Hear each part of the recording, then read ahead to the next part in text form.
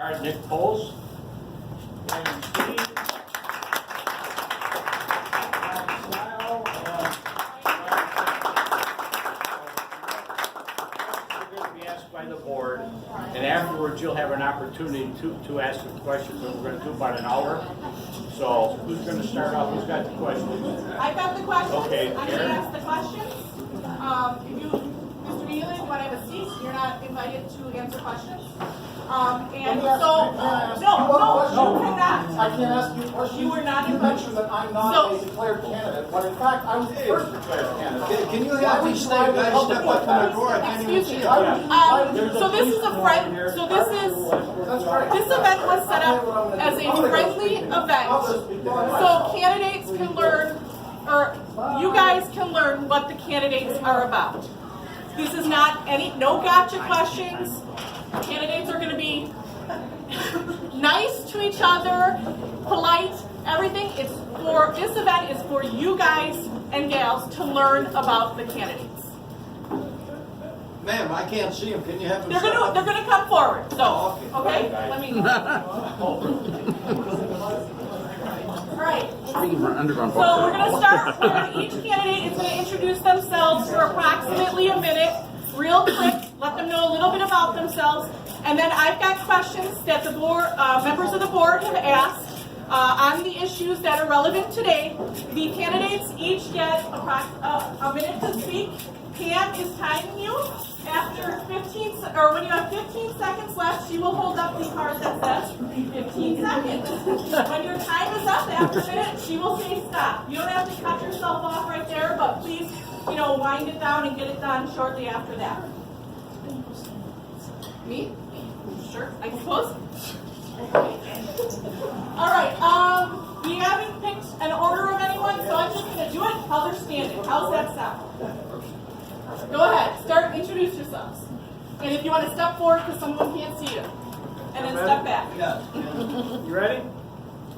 My name is Kevin Adam Steen. I'm originally from Muncie, Indiana. I was born and raised there. Went to college at the University of Wisconsin-Madison. Prior to that, I actually went to Maranatha Baptist Bible College up in Watertown. I got an agricultural engineering degree at UW. Met my wife, Hannah, who's with us today.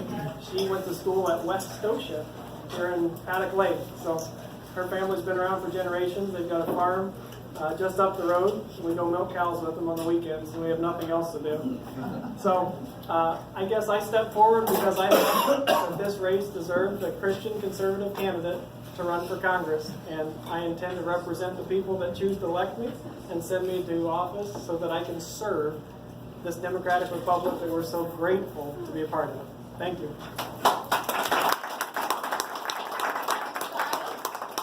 How you guys doing? There's a lot of familiar faces here. I was at the Kenosha Lincoln Day dinner earlier this year. Andrew Iverson and I run the Rock County Lincoln Day dinner, so I've been active in Janesville, Wisconsin my whole life.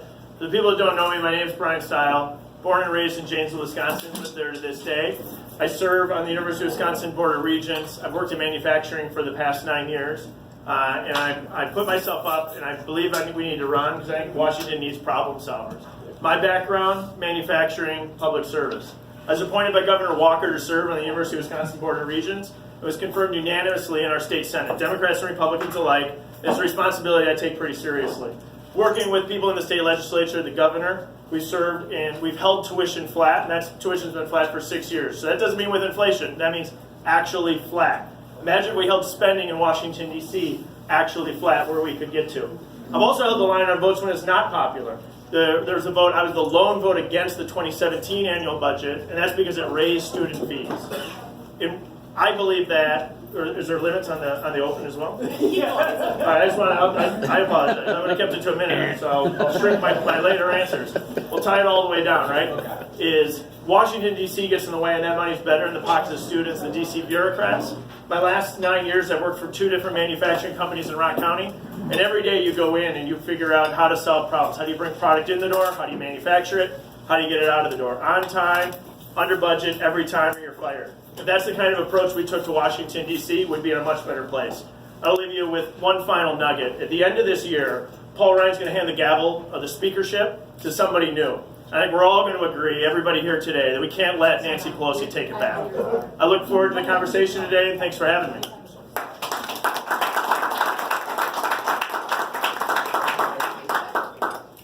Hi all, my name is Brian Tim. I live in Bristol, Wisconsin, been there for 5 years. I'm a graduate engineer from New York School of Engineering about 1,000 years ago. I worked downtown Chicago for an architectural engineering firm. I'm not a politician, nor have I ever been one, but I do know that I'm tired of what I see in Washington. I like the idea that people like fresh faces. I think I can bring a lot of new ideas to Washington. Some I've already developed and people have already agreed with them. I actually have a fix for Social Security for one place. One of the things, being an engineer, I have to deal with a lot of public entities across the board, and public safety with our water systems is a must in my career. And so when I read stories about Flint, Michigan, it makes me think there's a lot of bad people trying to do really stupid things out there. So one of the things that I want to do, this is grassroots. Nobody really knows who I am except my neighbor who's sitting right over here. So this is all grassroots. I've only been in this game for about a week. I'm looking for support and to definitely represent the folks of Southeast Wisconsin. So appreciate it. Hi. Good afternoon, everybody. My name is Nick Pulse. I'm a father, a husband, U.S. Army Green Beret combat veteran, and small business owner. I spent the last 4 years running a small security consulting business. Prior to that, 11 and a half years on active duty. Deployed multiple times to those locations that are hot and dry, and no one goes for vacation, right? So I got the honor and the privilege to serve with some of the finest men and women that America's had to offer during that time. So why did I jump in? As you can tell from this accent, I did not grow up in Wisconsin. I can't hide that. I grew up in New England. So why did we jump in? He's 18 months old. My son's 18 months old. It took a long time for my wife and I to get to the point where he came. He changed our lives. We started looking at the future and thinking about what we wanted to leave behind for him, as well as the rest of the Americans that are of his age, much like what our parents and our grandparents did for us. So his birth is what inspired me to move here to make this run. The values that you hold here in this part of the state are the values that I grew up on. Respect for God, love your family, love your community. I was blessed to have that growing up as the oldest of 5. And so we looked around areas to get involved, to take action. It had to align with the values that we grew up on. So that's why we chose to come here. We chose to come here, to move here, to run here, and to represent you in Washington. Thank you.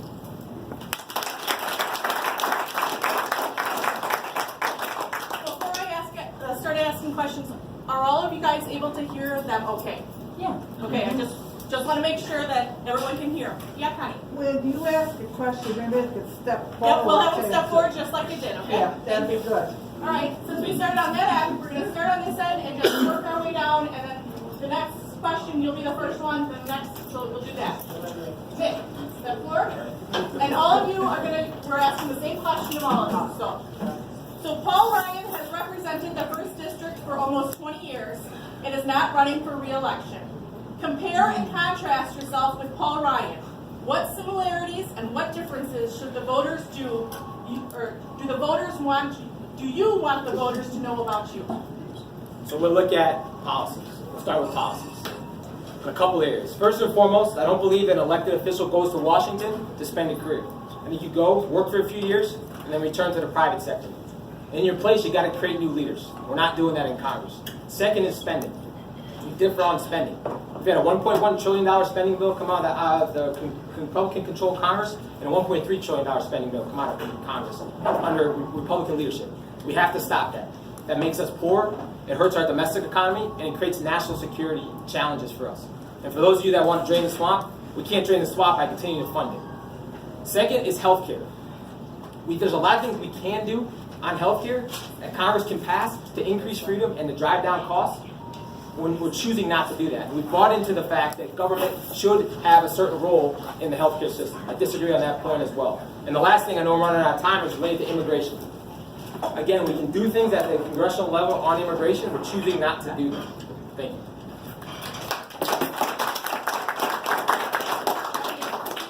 Please. Paul Ryan has represented the 1st District for almost 20 years and is not running for re-election. Compare and contrast yourself with Paul Ryan. What similarities and what differences do you want voters to know about you? Well, there are a lot of similarities with Paul Ryan and myself. Being one, he's a conservative for the most part. I believe I'm very much a conservative. The things that I do differ is I don't believe we should be compromising with those people on the left. They never want to compromise with us. We always have to compromise with them. One of the things I would do is I wouldn't compromise. I have certain beliefs about cutting the budget, ensuring Social Security, Medicare, all the things that the government is always at a fight with, at odds with the people and with the other opposing team. One of the things is that for me, no more than 10 years. That's it. I make that vow, not more. I will never vote to raise taxes, ever. I don't see any reason to. They got enough money. Most of it is ours, not all of it. And they should be. We should be finding ways to give it back to the people. Well, that's. Thank you. So I think one thing Paul Ryan really taught us was the Wisconsin ethic of how we address problems. We're open, honest conversation and address things head on. What's really got me fired up though, and part of the reason I'm getting in the race, is this last spending bill that went through, I think is really frustrating. I think there's far too much spending in that bill. And I think the process that got us there in particular was a disaster. And so, kind of the manufacturing system that I've worked in, you don't have people running around the factory making things up as you go. You'd have a terrible product. You have a system, a disciplined order and process, and you get a good result. So I think what Washington needs on the way they approach spending is a disciplined, ordered process. You got to identify where your priorities are. You fund those priorities, and you don't fund things that aren't your priorities. I think that's what I'd like to bring to the table in Washington. Thank you.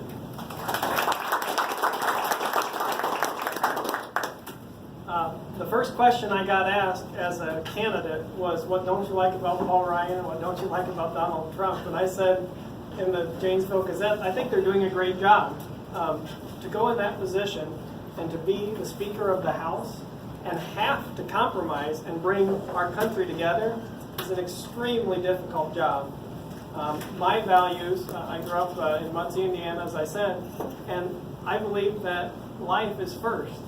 If we don't believe that life begins at conception, we're going to have issues in the rest of our lives.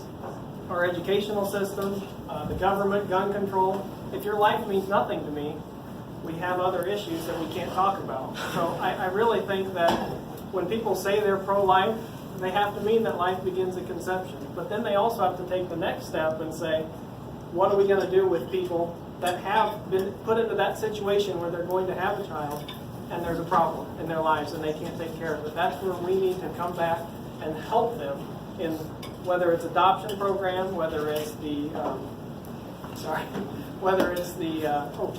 apologize. I'll finish up here shortly. But whether it's adopting the kids, whether it's the foster care system, we have to help take care of these kids that are in our world, but they're a human life. And I think that's very important to the people in this state in southeastern Wisconsin. Thank you. Okay, question number 2, Brian. What do you think of the job President Trump has done so far? Well, if you listen to the news media, he's done a lousy job. But if you actually watch what he's doing, I think he's doing a really good job. He is actually doing everything he said he was going to do, which for all of us for the last 20 years or so has been, he actually is. I mean, I'm really surprised by that. He's getting a lot of things done behind the scenes because the reporting is not being done. And I support Donald Trump, and I hope that he continues to do the things that he says he's going to do and does even more. I did vote for him, I think that should be known, and that I like the man. I support the president. I think he's done a lot of really positive conservative reforms. I think you look at the tax reform that's gotten done. I think you look at the regulatory reform that are starting to finally peel back some of this red tape. You look at the conservative judges that he's been able to get on the board. And really, if you really look at this, and especially in Racine and Kenosha, we spent 8 years with a president that was really anti-job growth. And now we finally have a president that's a champion of business. And businesses are coming back here, and Foxconn's a perfect example of that, of what happens when you get a president that's a champion of job growth in this area. Thank you. It's almost like I knew what question was coming next. And you didn't. And I didn't. It's weird how that goes. But President Trump had issues that he brought forth to every person when he ran, and it was Make America Great Again. And I think those values that people imply by Make America Great Again are what many of us were raised on. And we see politicians go to an office and they want to live there. And I think that's something that President Trump has laid a great groundwork for, and that he served in the private sector. He was a businessman. And that's what we need to do. We need to take the knowledge that we have. I'm an applications engineer at Putzmeister over in Sturtevant. I graduated from UW-Madison, and we need to take that knowledge that we've gained here and take it to a national level so that we can support and help benefit these individual lives like you right in front of us. So I'm thrilled with what he's doing, and I intend to support him fully. Thank you.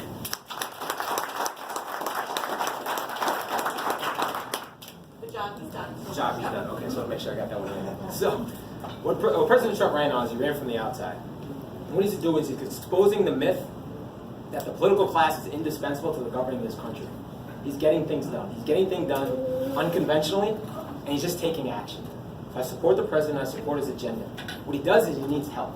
He needs help in Congress. He needs help with individuals that are going to work on that same agenda and start to show you that we don't have to have people there for 10, 20, and 30 years to take action and put the interests of Americans first.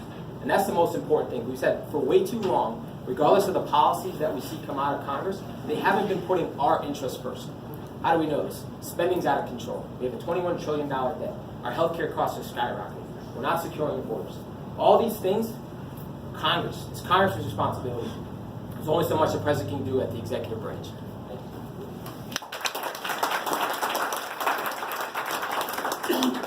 Education is an important issue for many voters. What do you think the federal government should do to improve education in America? That's easy. Get out of the way. So, federal government, get out of the way. So, I work day in and day out at the University of Wisconsin Board of Regents, appointed by the governor. It's an unpaid volunteer position, and we're trying to create efficiencies. A quick example, and I'm going to be really quick. We took the 2-year schools, we're putting them into the 4-year schools. Pretty much everybody sat around and said, that makes sense, that's more efficient. Let's get it done. What happens? Washington, D.C. slows you down. They're filing a paperwork that's over 1,000 pages, and they're slowing us down. Who's best in figuring out what the workforce needs are in Wisconsin? People in Wisconsin. I don't think anybody in this room is going to believe it's a Washington, D.C. bureaucrat. And so to me, the easiest answer to that is get out of the way. Thank you.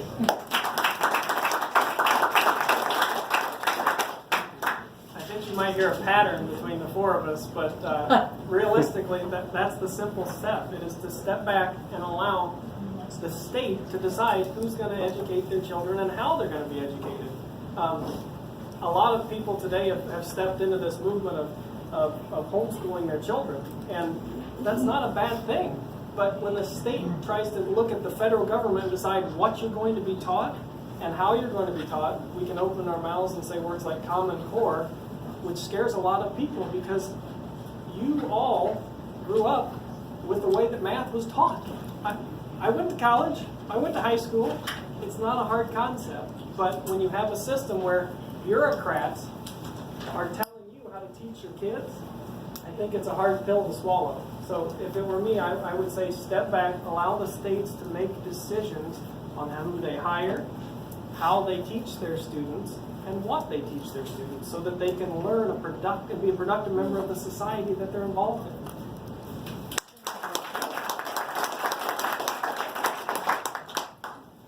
The easiest answer is to remove the federal government from the education system because those at the most local level are best able to understand how to solve those problems. You've got, like we said earlier, you've got 50 different states, 50 different groups of people in those respective states have different educational needs. There's no way possible for a small group of bureaucrats in Washington, D.C. to be able to understand and solve the intricacies of each respective school board in their counties, their cities, and their states. So we have to get energized. We have to allow teachers and parents and school boards to solve those problems because they're best able to solve it. They have the most buy-in. And we need to help to get the federal government out of the way to energize that group.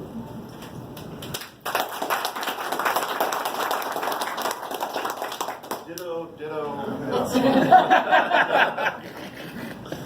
It's It's really easy. We do not need the Department of Education in Washington, period. It needs to be at the state level, period. We need to have nothing but a voucher system, the parents able to choose where to send their kids. If a woman has the right to choose what to do with an unborn baby, why can't parents have a right to choose where they want to send their kids? Jimmy Carter made a big mistake when he put it on the, in D.C. Big mistake. My kids went to a private school for high school. When I moved to Bristol 4 years ago, the location had everything to do with where my daughter was going for 4 years of high school. That's why I ended up in Bristol. My daughter graduated last year from West Scotia. So that's all parental thinking right there. And that's where it needs to be, period. Plain and simple.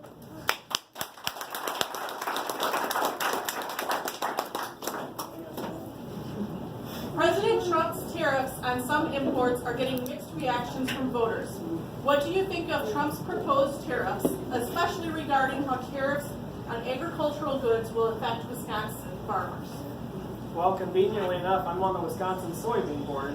I've served for 3 years, and the ag industry is in turmoil right now because they don't have a place to go with their goods. A lot of people think that trade agreements happen overnight, and you like to think that all you do is snap your fingers and he can figure out another way to get our goods and services out of this country so that we can earn a living. And to me, you have to look at the country as a whole. I grew up farming in Indiana. Again, I'm on the soybean board, but you can't look at just one industry and say it's bad for that industry, because I'm living proof. The milk prices are horrible right now. They're the lowest they've been in 40 years. And if you don't look at the entire trade system as a whole for our country and how it benefits our country, you're not going to truly be able to understand agriculture. Thank you.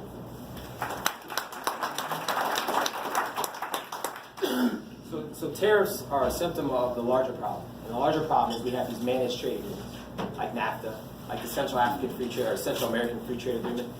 Those are managed trade agreements. And what they are is you have elected officials and bureaucrats picking winners and losers. They're not, in those agreements, you're not putting the American worker first. Instead, what we need to do is we need to put free trade in place, which allows individual Americans at the most state and local level to best know how to spend their money, to best know how to produce, and to best know how to drive their business. We can't do that by continuing to follow this path down of these large 1,000-page trade agreements. So tariffs is an example of the president attempting to take action to support the steel industry, as an example, and the aluminum industry. What happens, though, is when you take action specifically targeting that industry, there's going to be other industries that buy steel or buy aluminum that are going to be hurting because of that. We need to focus on the larger issue, and that again comes out of Congress of putting the right trade agreements in place which put American workers first.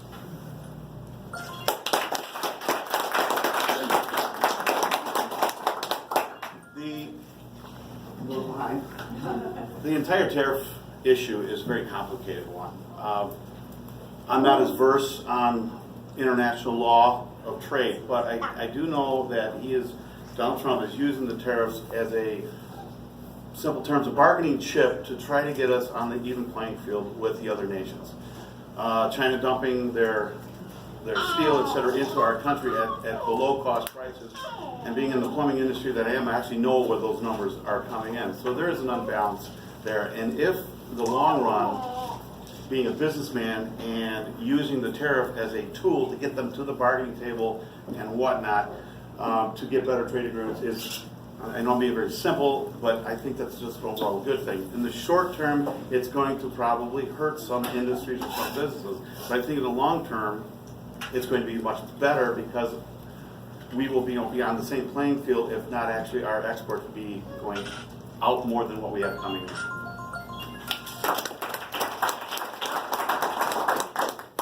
I think overall the president's intent is correct, right? He wants to protect American workers, in particular in agriculture and in manufacturing. So I think the intent's correct. Overall in this area, trade is a net benefit, but it needs to be fair and well done trade. And so that the president's intent on that is correct, but I don't think the tariffs is probably the best approach to accomplish the end result. But the intent's there. We know we need to do is shift into a free and fair trade system that benefits the workers of the 1st Congressional District. And the test for me would be pretty simple on any trade deal we would ever look at would be, look, is it in the best interest of Racine, Kenosha, Elkhorn, Janesville, everywhere in between? If it is, you vote in favor. If it's not, you stand up and you put the brakes on it. And you get that from me, that I stand up and say no when it's not in our interest, and I stand up and say yes when it is in our interest.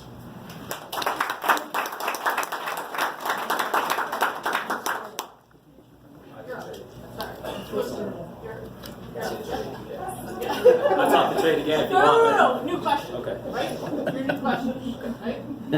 Sorry. There has been an increased demand from the left to place more restrictions on the sale of firearms and also pass a universal background check law. What do you think of these ideas? I don't support it. I don't support it because the problem is the violence. It's not the weapons, it's the violence. So how do you stop violence? You can't do that by increasing more government regulations. Our last two mass shootings, both in Florida and in Texas, we had the systems in place to prevent those things from happening, at least from a reporting standpoint, and they failed. That was a government failure. In its place, what we should be doing is looking at how we can protect our most vulnerable, which is our children. Look, I'm a dad. He's 18-month-old. He's inspired me to take action. I would be heartbroken if I sent him to school and he didn't come home because of a monster. So we have to empower our school systems and those in the schools to be able to protect themselves, protect our children. And by passing regulations, it does not do that.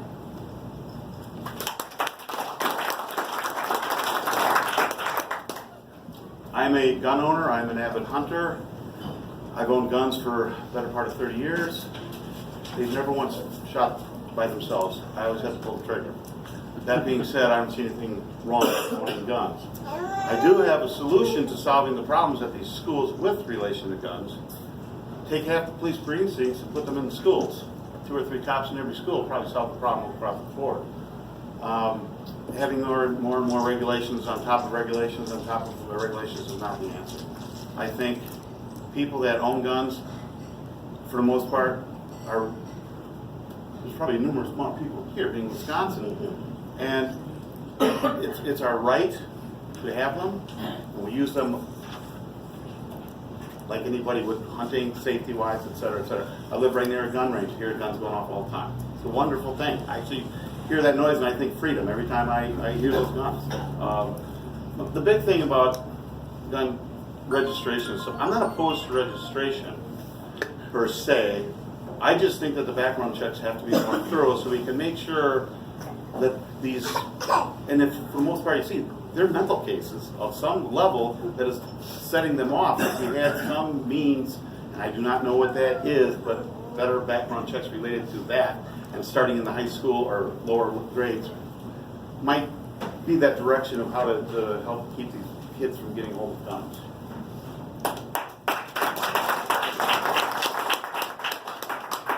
I'm a strong supporter of the Second Amendment. I have a view that kind of aligns with Justice Scalia of a strict constructionalist view of the United States Constitution. And given the opportunity to go to Washington, I'm going to stand up and defend our rights that are enshrined in the United States Constitution, and that includes the right to own and arm and bear arms. I'm a gun owner myself. I respect that. I think that's an enshrined right in our Constitution and one that needs to be defended. Thank you.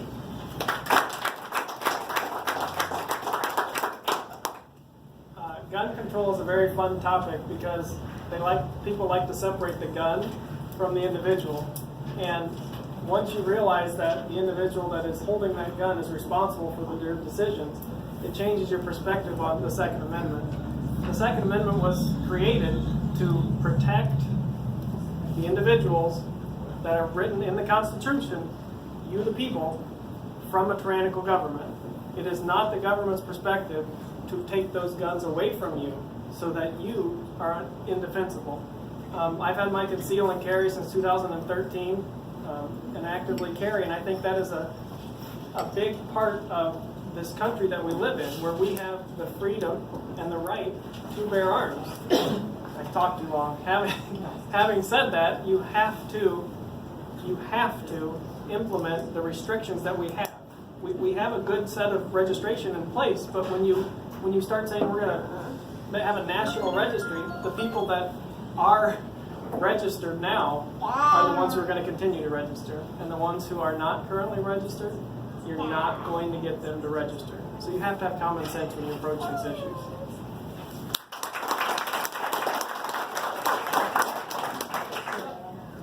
Yep, next question. Sorry. party is known as the party of life.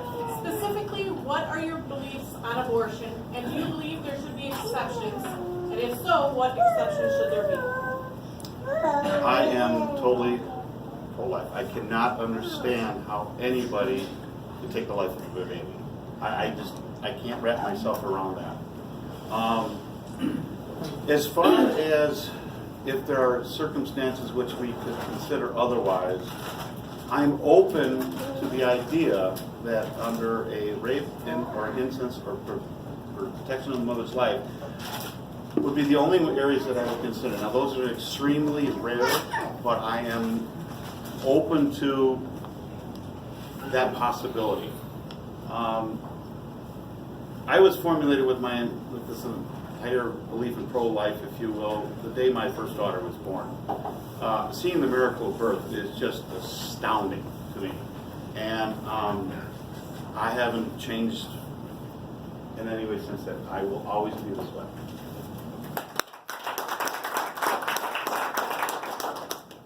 I'm pro-life.